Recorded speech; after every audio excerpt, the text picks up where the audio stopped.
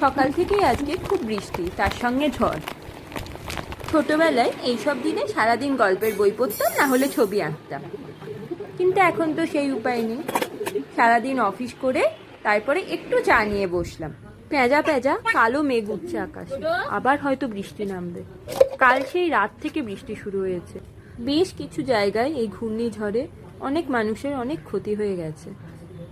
কিন্তু প্রকৃতির এই খেলায় মানুষের আসলে কিছুই করার নেই। বিকেলবেলা বেশ কিছুটা সময় একদম শুধু এই দুটো ছানার জন্য। তখন অন্য কোনো কাজ নয়, অন্য কোনো চিন্তা নয়। এই সময়টা আমরা তিনজনেই খুব এনজয় করি, আর আমার সারাদিনের ক্লান্তি ওদের দুজনের সঙ্গে একটু সময় কাটালেই কেটে যায়। আজকে আমার এই ছোট্ট ভিডিওটা এইখানেই শেষ করলাম। সবাই ভালো থাকুন, সুস্থ থাকুন, সাবধানে থাকুন। কেমন লাগলো জানাবেন। টাটা।